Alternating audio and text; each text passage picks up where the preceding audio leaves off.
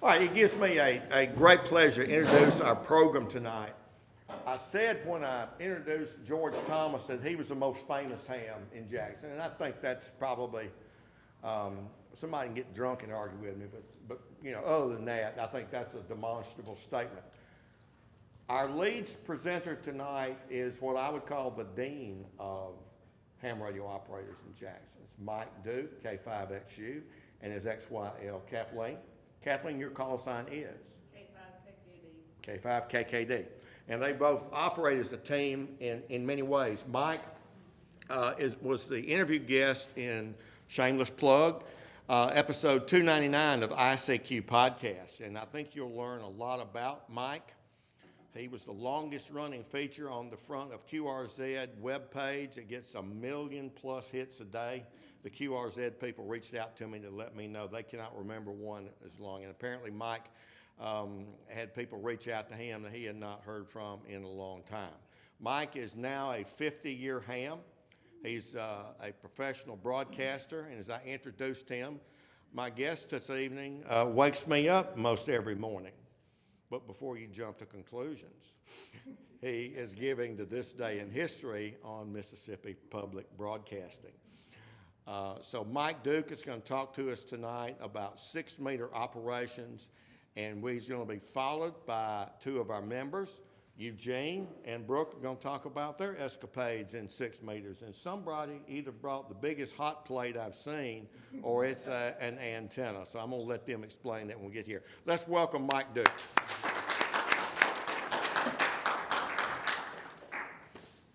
Thanks. Need something, just yell. All right. Let's see. Podium. Oh my gosh, I get a podium. That rat trap on it, careful. Yeah, right. All right, let me pull a couple of things out here. I was on the air one morning at a radio station before I came to work at Mississippi Public Broadcasting, and I had braille scattered everywhere. And person that did news for me during that show made the comment on the air, I need the weather forecast, and I reached over and I picked up a piece of that and I waved it toward the window, and he said, "Not your handwriting, it gives me goosebumps." so let me get my goosebumps out here. And I have some handouts that I will put out here at the end in case some of you want those. Mainly they are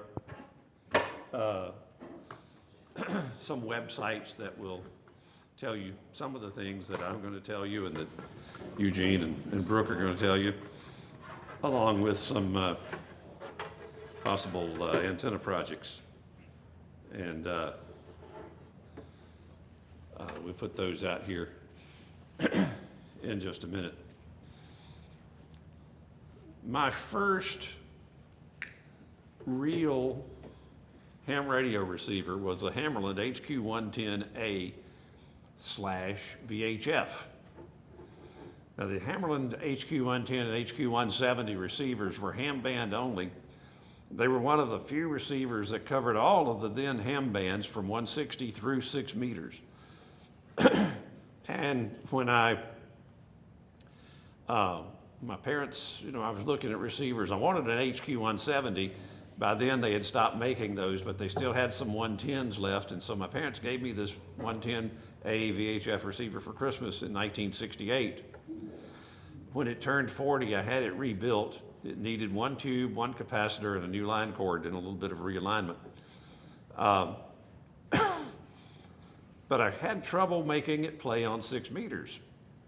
I learned a few years later that the reason it didn't like to play on 6 meters is it had a cracked coil in it from the day it left the factory. But my friend patched that coil back together, and we finally got it working on 6 meters a number of years later after I already had another 6-meter radio. But my first experience with 6 meters was with this receiver that had a cracked coil in the front end, which meant it didn't work well. hooked up to a quarter wave ground plane that I built thanks to an article in a magazine called Electronics Illustrated. My dad and I put this thing together.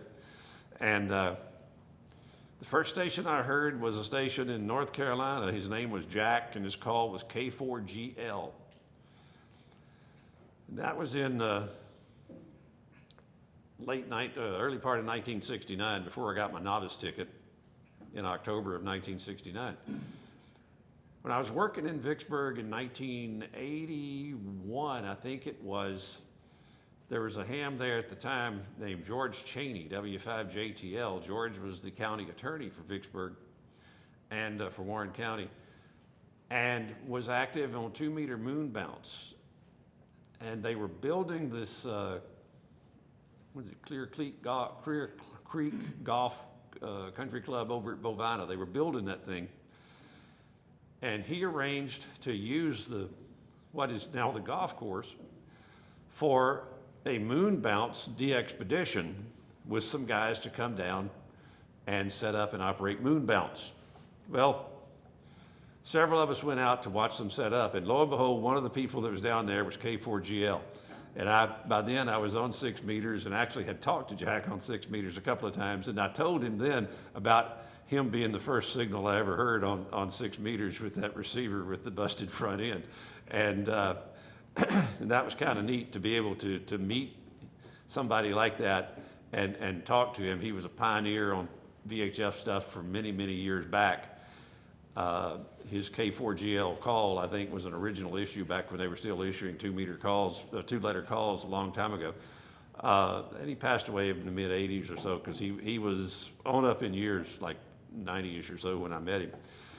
But that was kind of fun. But 6 meters has not always been 6 meters. On October 10th, 1924, the 5-meter band was made available to amateurs in the United States by a group that at that time was the Third National Radio Conference, which was part of the Department of Commerce. The 5-meter band covered from 56 megahertz to 64 megahertz. In 1927, an international conference made the 56 to 60 megahertz part of that band available worldwide for amateur radio and experimentation. That stayed pretty much steady until 1938, when people, and some of them were hams, had been playing with television, experimenting with television, and they decided, the various radio conferences decided it was time to figure out where to put television. So in 1938, broadcasting was given priority in a portion of the 5-meter band in Europe. And at that same time, in the United States, the Federal Communications Commission was figuring out what to do with television. So they allocated space for television. And these channels were, again, part of that 5-meter band. So at this time, the 5-meter band was left alone in the United States and was still 56 to 60 megahertz. Along comes World War II and everything shuts down. There was no amateur radio activity allowed during World War II. And that was on any band, HF, VHF, anywhere. So on March 1st, 1946, the FCC moved television channel 2 down frequency a little bit, and they put it in the range from 54 to 60 megahertz. This was analog channel 2. And they relocated what was then television channel 1, which later went away in the United States, down to 44 to 50 megahertz. That left a gap between 50 and 54 megahertz. That gap at 50 to 54 megahertz is the 6-meter band that we know today. And that band came into use on March 1st, 1946. Well, in 1947, there was more interest in television, And the International Radio Conference that was held in Atlantic City allocated the 6 meter band, 50 to 54 megahertz, for exclusive use by radio amateurs in ITU, International Telecommunications Union Regions 2 and 3. That basically means North and South America and the Pacific. But they did not allocate it for use in Region 1, which was Europe and parts of Africa. There, it remained assigned to television and broadcasting, and remained under that assignment pretty much through the remainder of the 20th century, until places started going with digital television and shifting everything up frequency. Starting in around 1980, some European and African countries did get some limited assignments on 6 meters. Some of them were very limited to power levels of less than 20 watts or 25 watts, no more than 25 watts, and no more than 20 or 25 kilohertz. They were very tight spots in there. I was at work one day in Vicksburg at the radio station, and the phone rang, and it was Malcolm Cowan, and he said, "Hey, listen to this." And he holds the receiver up to his radio, and I'm hearing CW come back from G6 SIX. Well, it turned out G6 SIX was indeed in England, but he was using a made-up call because he wasn't supposed to be there. That surfaced a little bit later. Well, so we have this wonderful band, and every now and then it opens up, and you can hear England, and you can hear South America, and you can hear Australia or Japan. But what do you do with it? Because it doesn't open up like that every day. In fact, it doesn't open up like that every year. But what do you do with a band like that? You get on it and you communicate. You can use it for any mode, basically. Any mode that's allowed on ham radio is pretty much allowed on 6 meters. Any class of license except the novice, and there are still a few novices out there, not many, but a few. Any class of license that you can obtain today has full operating privileges on the 6 meter band. The segment from 50.0 to 50.1 is set aside exclusively for CW. And above 50.1, it's whatever mode you want to use. Within that spectrum, there are some specialized dedicated areas, like FM is usually above 51 megahertz up to the top end of the band. And I'll talk about another one in a minute that some of you may not know about. Of course, FT8 has a frequency, and Carolyn and Eddie can talk about that frequency. I think it's 50.3, 13, or 14, or something like that. Anyway, they'll talk more about that when they talk about FT8 and FT4 in a program later on in the year. So you have this band, and at some point, it became known as the Magic Band. One of the reasons, and the big reason that it's called the Magic Band, is you'll sit there and you'll have a 6 meter radio turned on, and you'll be there for days and you won't hear anything, and all of a sudden everything breaks loose. And it breaks loose and it's going like gangbusters, and then somebody shuts the door. And it doesn't say a word for another week. So it's one of these situations where you got to be there at the right time to talk across the country or whatever, anywhere outside the normal range. Normal range for 6 meters depends on your antenna, of course. Depends on the height of the antenna, the gain of it. With a reasonable antenna up at a reasonable height, you could very easily talk from here to Memphis, here to New Orleans, here to Birmingham, here to Shreveport, and sometimes a little bit further away than that, unless the band opens. The propagation modes on 6 meters are usually sporadic E-skip, and in the peak years of the sunspot cycle, which we are not in right now, the F layer, F2 propagations. When you get into the F2 propagation modes, that's when you start getting into Europe and the far corners of the world. There are occasions when you can have E-skip openings, multi-hop E openings into Europe and even into Japan. I have had in the 40 years that I've actually been playing on 6 meters, I've had 2 openings to Japan and 1 to Australia. And I'll tell you about the Australian. back before the internet, back before DX clusters and the various skimmers and spotting systems that are in place now with the internet, there was what was called the 10-meter liaison frequency, and this was around 1970. It started up in the late 70s when the solar cycle number, whatever it was at that time, started to come around, and it stayed active for the remainder of that cycle. The 6-meter people who were trying to work everything on 6 meters that everybody was telling them they couldn't do would meet on 10 meters on 28.885. And they would say, somebody would come on and say, hey, I'm in Australia and I think I'm hearing stations in California. Can somebody try to make a contact with me?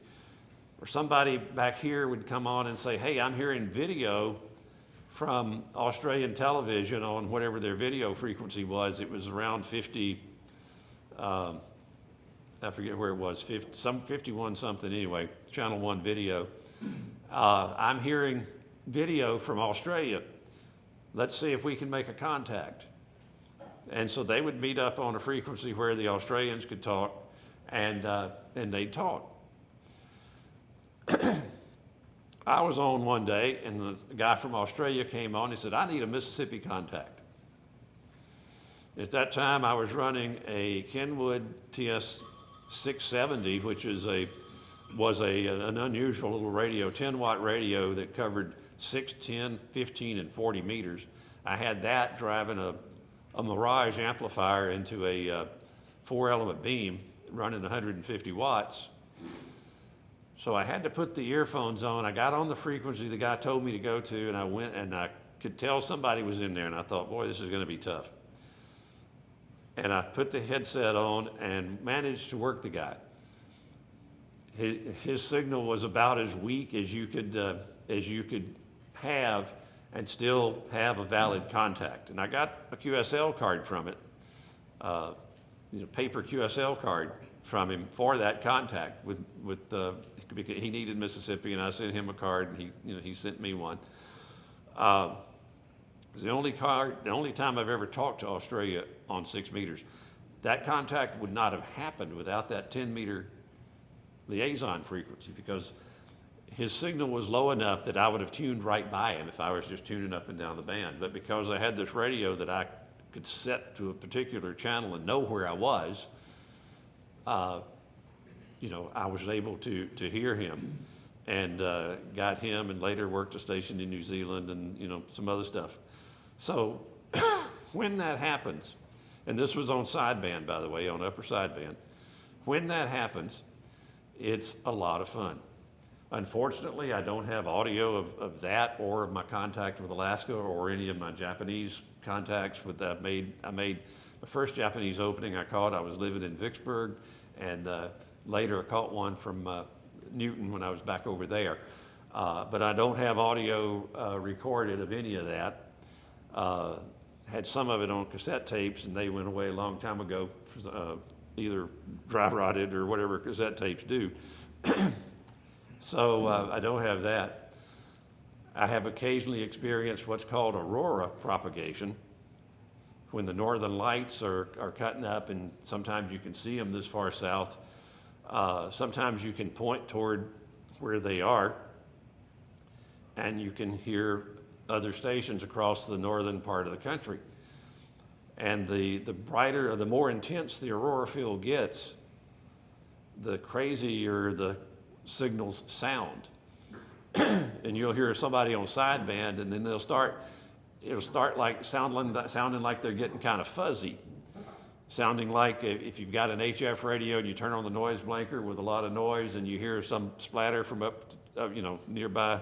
If you've ever heard that sound come out of your HF radio, the beginnings of aurora sound a lot like that. And as it intensifies, it gets to the point where sideband and voice communications is unintelligible.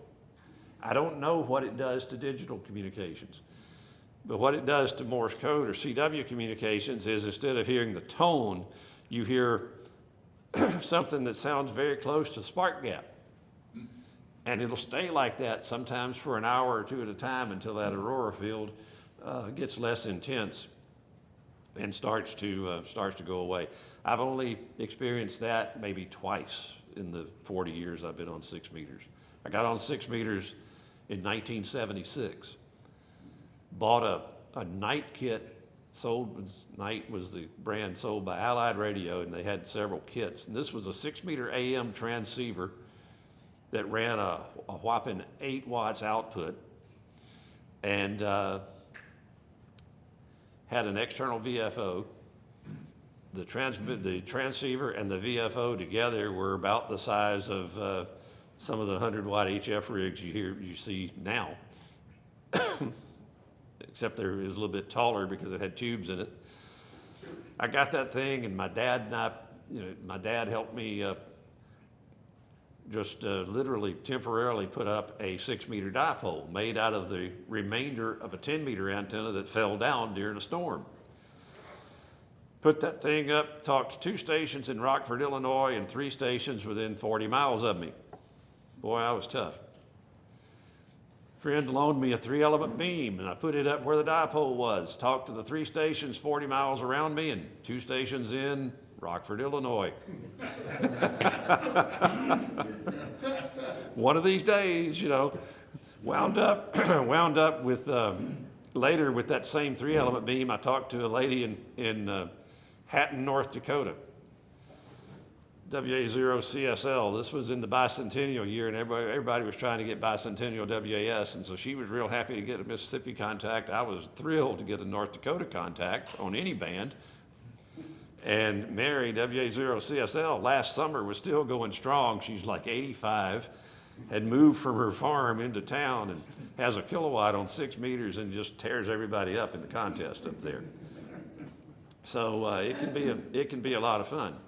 In those days, it took a dedicated radio for 6 meters. You didn't go out and buy one radio that had HF plus 6 meters on it, because they didn't make such an animal. You bought an HF radio and either a 6 meter transverter, which was a box about the size of your HF radio that took your HF signal and mixed it with some other circuits and turned it into 6 meters.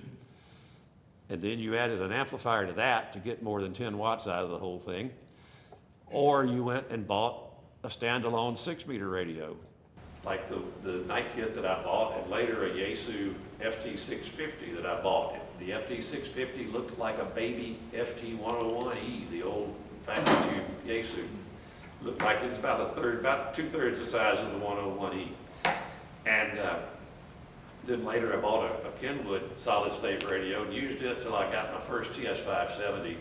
Sold that Kenwood 670 that I mentioned to a doctor down in Florida, who took it to Ecuador and used it for a long, long time down there.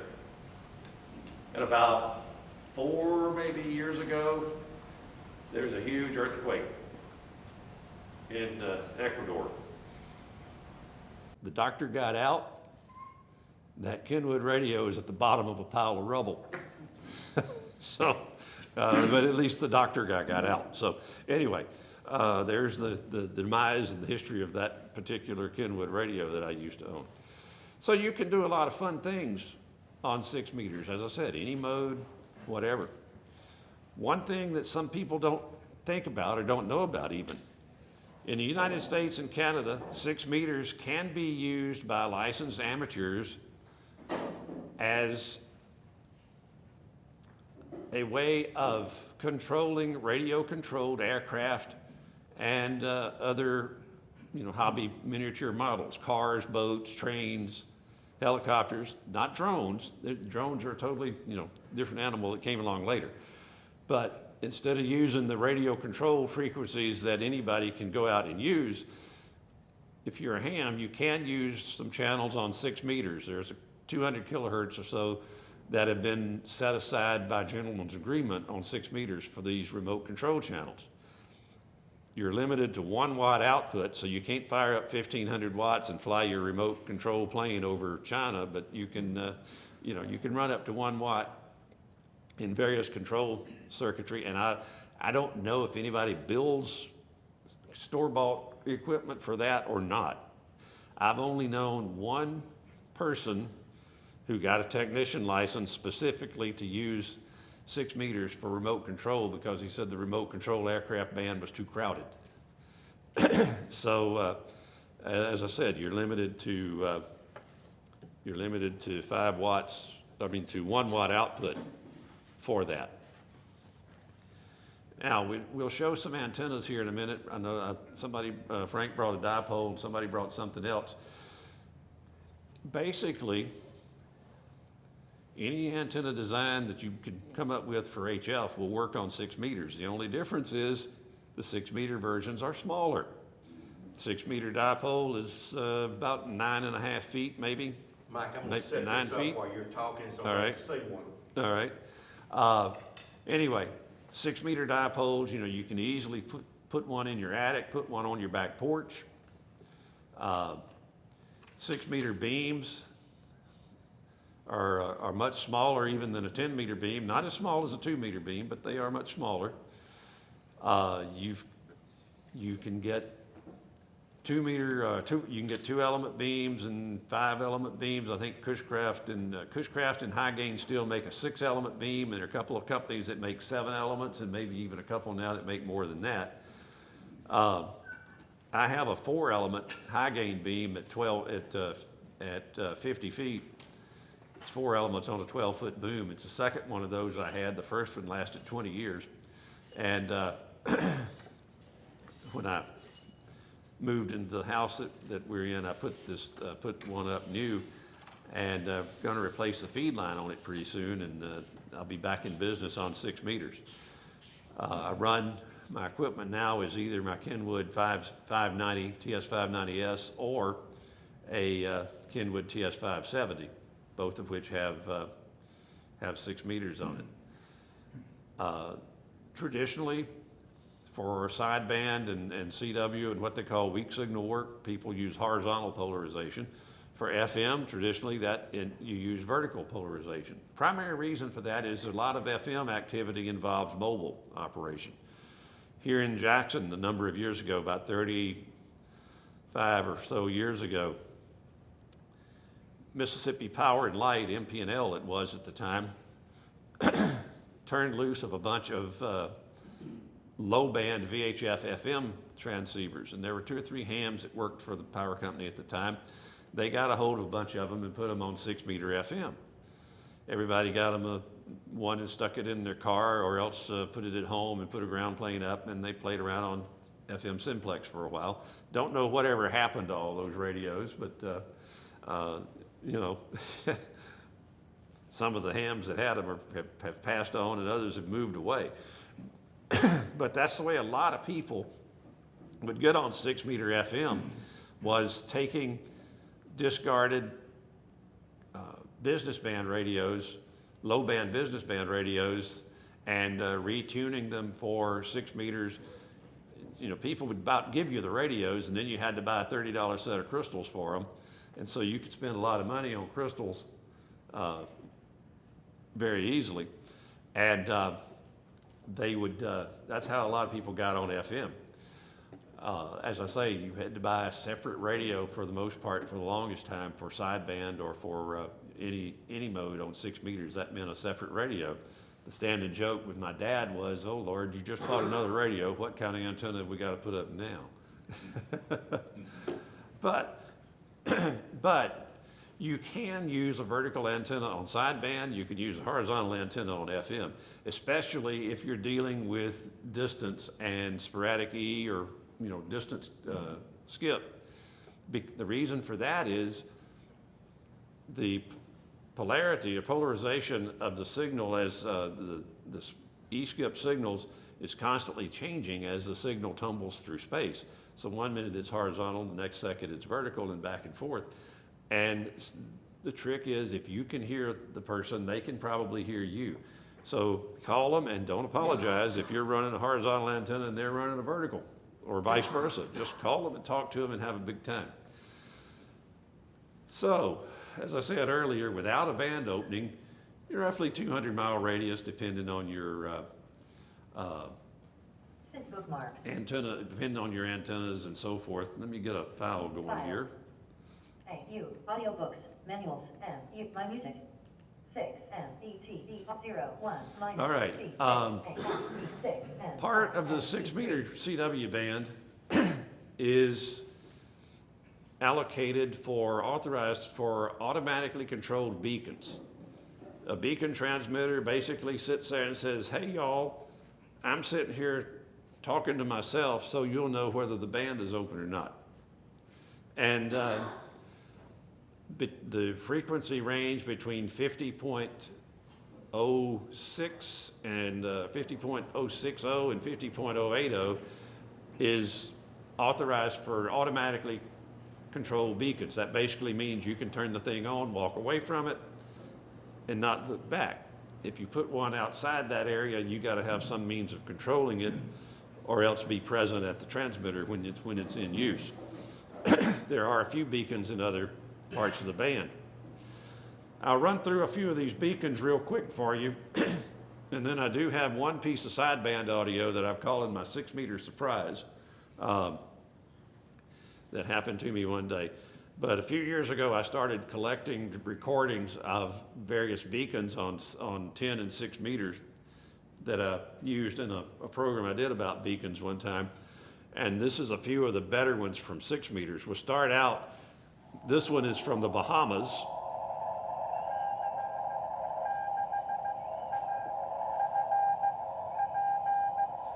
C6AFP.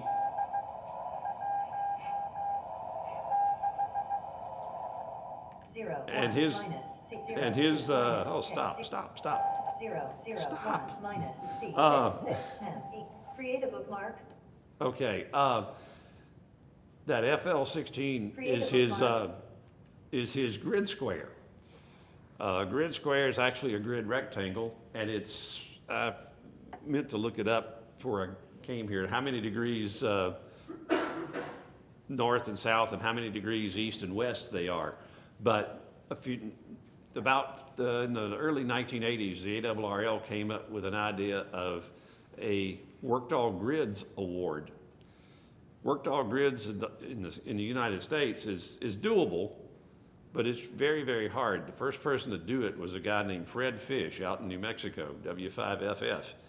And anyway, our grid here, depending on where you are, where we're standing right now is in grid EM52. Just a little bit south of us is EM51. My house is in sort of the southeast corner of EM42. EM42 runs from basically roughly my house as far west as just past Monroe. Whoever thought this up, and it was done initially for military use and with maps and so forth, Maidenhead Grid locators, if you want to Google that, or I should have put a website for that on the sheet that I've got here, but I didn't do that. Okay, let's go back. 6 M E T D R B E 0 1 minus C 6 A. All right, let's see what this one is. All right, that's still the Bahamas. Here's another beacon. This is Duluth, Minnesota.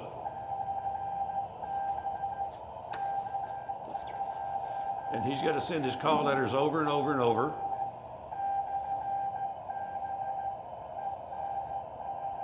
Let's move to the next one.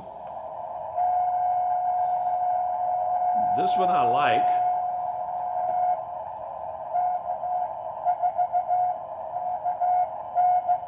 This is K4KNS, a radio club in Columbia County, Georgia, which is pretty close for 6 meter E-skip.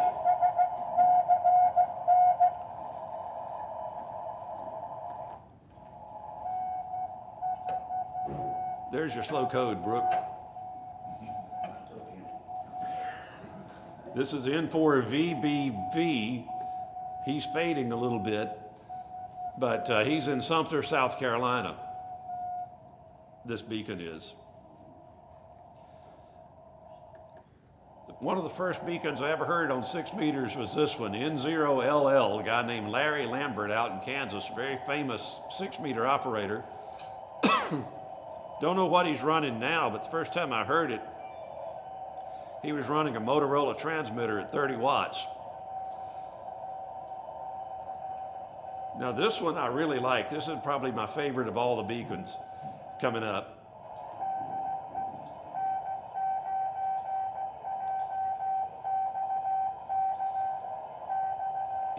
N9JXY, and he's in Auburn, Indiana, running 1 watt on his beacon. Now, why would you want to run low power on a beacon? You want to run fairly low power with a beacon because if I'm listening and I can hear your beacon at 1 watt, I got an idea the band's open pretty well. If your beacon's running 500 watts, it may not be open as well as I think. There was a guy in New Orleans for years who has long passed away who ran a 200 watt beacon on 6 meters because he was aiming at the ground wave group, the non-band opening crowd, trying to get some activity built up along the Gulf Coast where they have some signal enhancement because of the Gulf. He wanted to put some activity together, so he put this 200 watt beacon up. I could hear that thing. I lived for a few years up in North Jackson in an apartment complex now called the Crossings. It was then called Lockwood. And I had a 6 meter dipole laying on the floor, and I could hear that beacon from New Orleans 24/7, which was kind of neat. 0, 6, minus. All right, come on. 0, 7, minus. Well, Creative. the stuff works when I get home, when I get it home. Okay. Now we move up into Canadian beacons. This is a beacon in Quebec.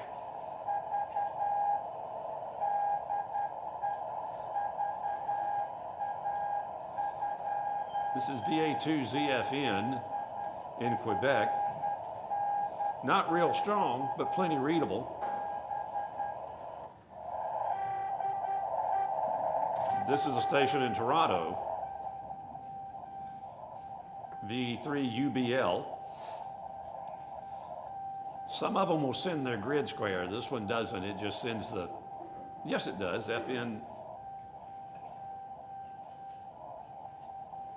FN03 is his grid square from Toronto. Some of the beacons will send their grid square. And here's a Canadian beacon from Manitoba.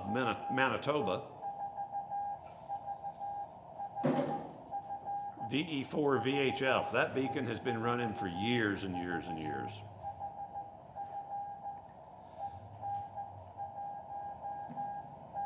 I like this one because it's loud. I don't know how much power it runs, but he's loud.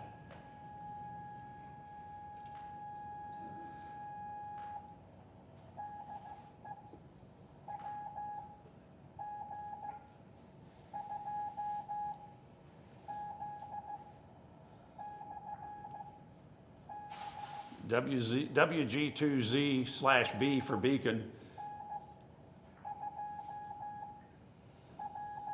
in FN21, and he's in Sussex County, New Jersey. All right, here comes my 6 meter audio surprise. On December 28th of 2012, I came in from work, 6 meters was wide open, and this was the first station I worked that day. QRZ, Whiskey 1 Alpha Whiskey. K5 X-ray uniform. K5X unit, C59 Fox Nancy 31. Yeah, QSL, you're pounded into Mississippi. Echo Mike 42, EM42. Roger, thanks for EM42. Happy New Year. QRZ, Whiskey 1 Alpha Whiskey. November 2, Yankee India Echo. The Echo? That's what 6 meters can sound like when it's really open. Gives you a little idea of some of the noise you'll hear on 6 meters. It will permeate the house. But Kathleen tolerates it pretty well. Okay, that's my portion of this tale. And I think Brooke and Eugene are going to talk about what they've been doing, trying to talk from Brandon to Clinton and back. Oh, Okay, they're gonna come up here. Let me explain what I've got up here. This is just a little T-mount.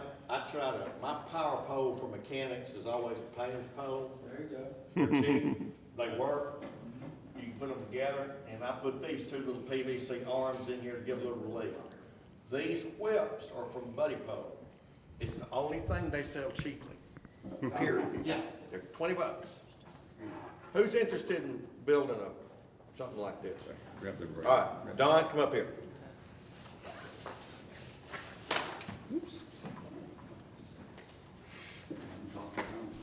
That's yours. That's, I've done the hard part for you. done the hard part. Appreciate it. All right, there you go. All I gotta do is get these tubes on. You don't have to do that. I did that because to take some strain Yeah. relief off of that. You can buy these with a little knurl on it. Mike McKay, I bet when he's gotten with the knurl nut. So kind of like whatever you want to do. You don't have to. Buddy pole. Buddy pole, these are the long whips. I don't know what the labels they got on them. Is they're called long whips? I think so. Yeah. And they're like $20 a piece, and they're good quality. And painter's pole, that's a chopped off $4 painter's pole. It epoxied into, I got a painter's pole. I'm sorry, a painter roller handle. Yeah. And, of course, those are very easy. That'll fit in there. Yeah, and this is low, sitting in a barrel at the end of some counter, so. Yeah. And you can use it for a mop too, if you can put the mop head in, that way you can pull. Okay, Eugene and Brooke?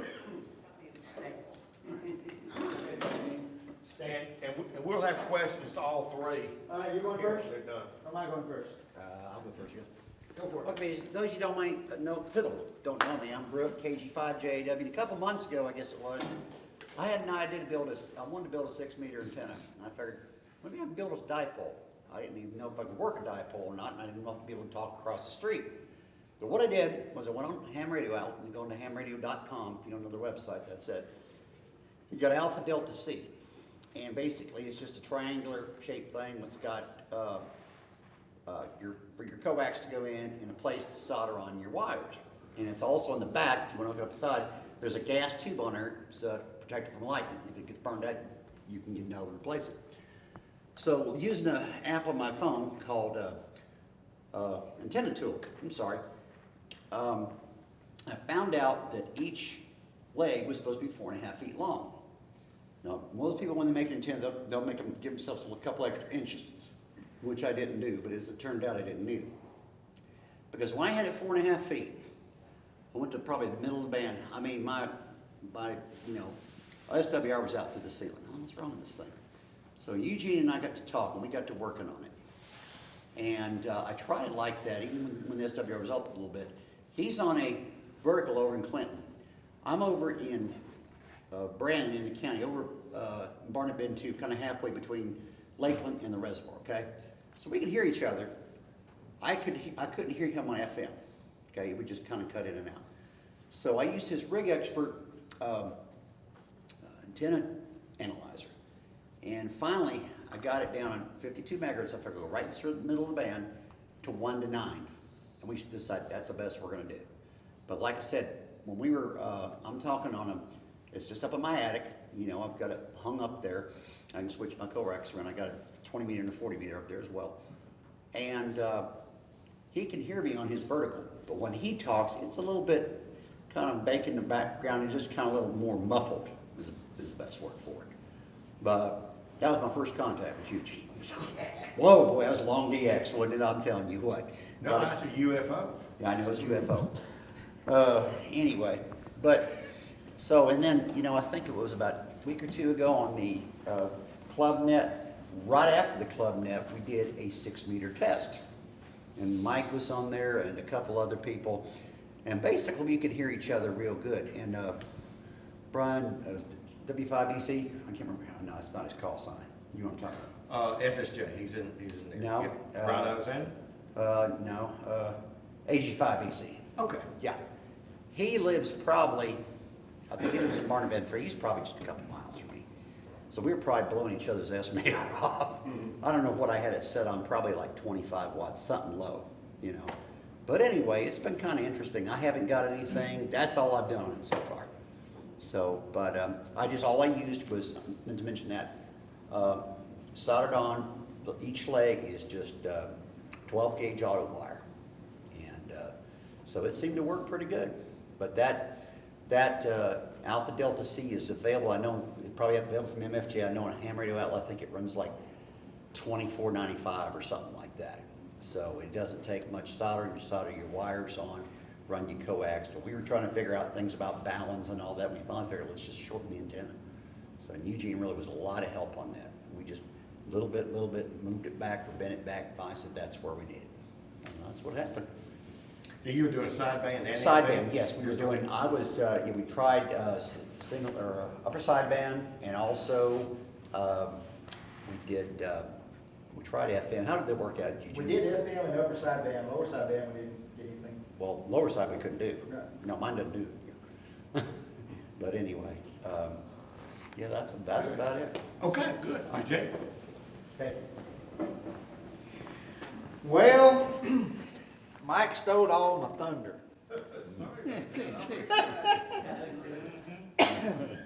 All that stuff that I was gonna talk about, he covered it all. So I'm gonna follow up with a copy of the band plan. Now, he mentioned different countries, different band plans. This is the one for the United States for the 6 meter. I'm gonna just lay them up here. If you want a copy of it, you can pick them up. The studying and the reviewing and the the internet and stuff that I've looked at, try to gather all the information, try to put together something on 6 meter. I'm always interested in something that's off the end, out of the normal, like my TJ2B radio from China on QRP stuff. I'm always looking for something a little different.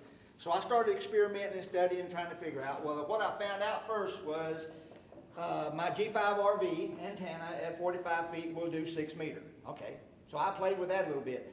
After playing with that a while, I figured out two major terms, the magic band. He talked about the magic band, it being open at weird and odd times.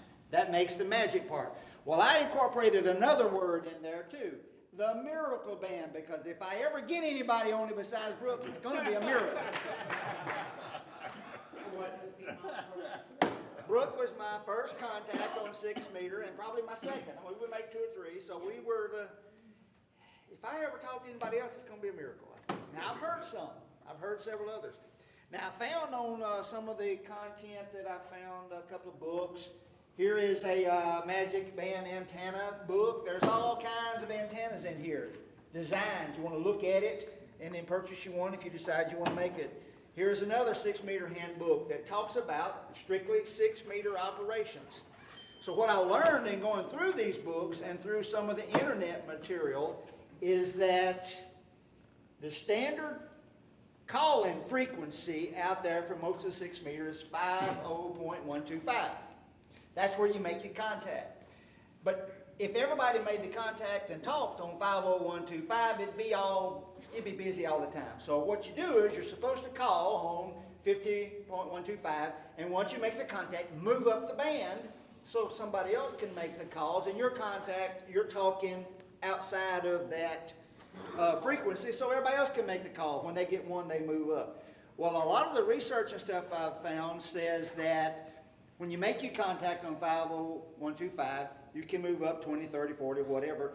But a lot of the guys are going to 50.200, 50.200.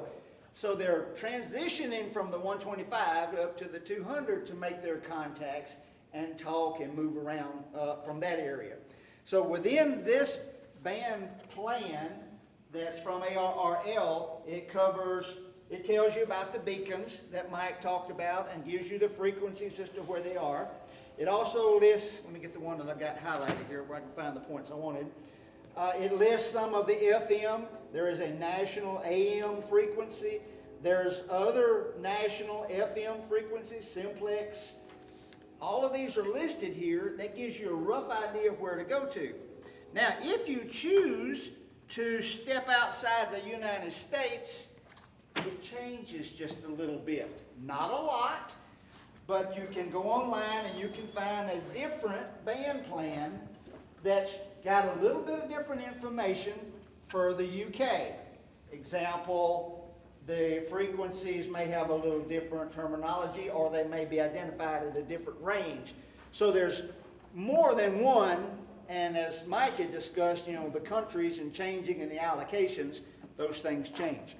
So in getting involved in the 6 meter, I decided, all right, well, I'm going to build an antenna. What am I going to build? Well, I worked with Brooke back and forth a little bit on, you know, talking, we back and forth, we texting on how he's building his dipole. Well, what I've learned about Brooke is, Brooke asks a lot of questions.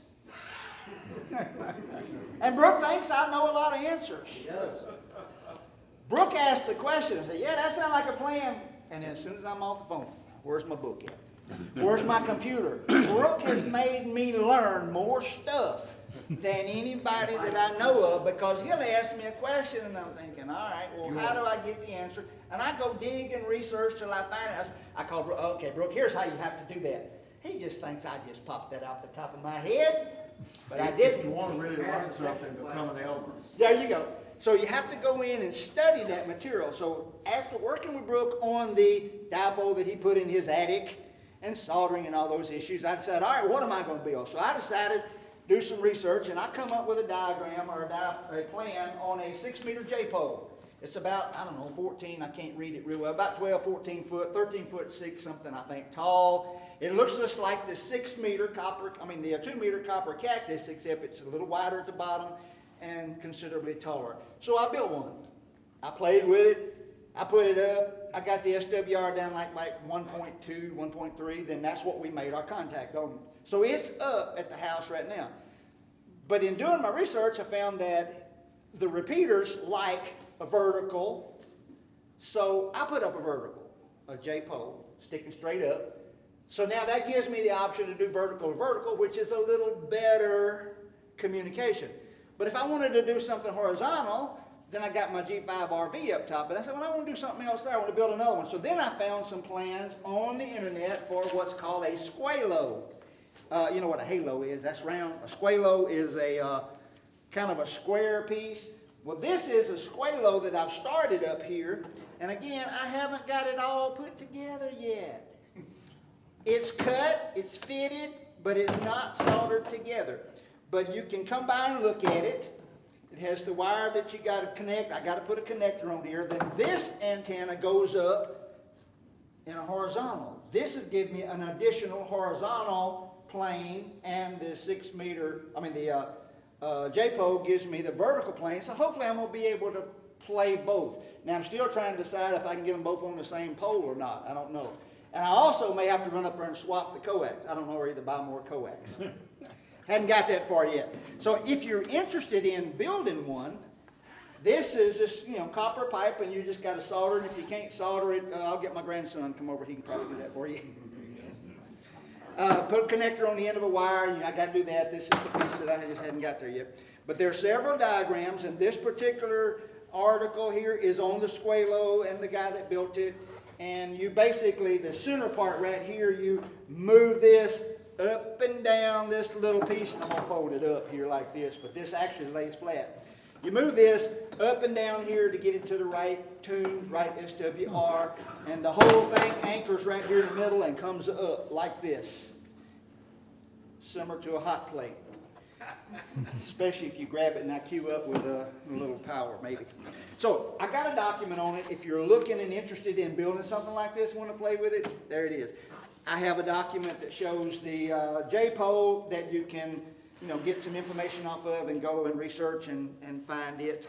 Now, I have 2 books here if you want to look and see. There's many different articles on here that cover the Yagi type, the multi-element, the beam that Mike had talked about. They go from like 3 on up to 8 and 12, and they're just, these things are massive evidently. All right, so come by and pick up one of the band plans if you think you're interested. If you're not, that's okay. I'll use them on another presentation. Any questions besides Brooke? Oh, go ahead, Brooke. Got a question statement. Is that mic working? No. Okay. Talk about it. Okay, well, I was gonna say, I've got it on my phone, I still got that copy of, I recorded, you recorded one of our first contacts. Okay. Yep. People here.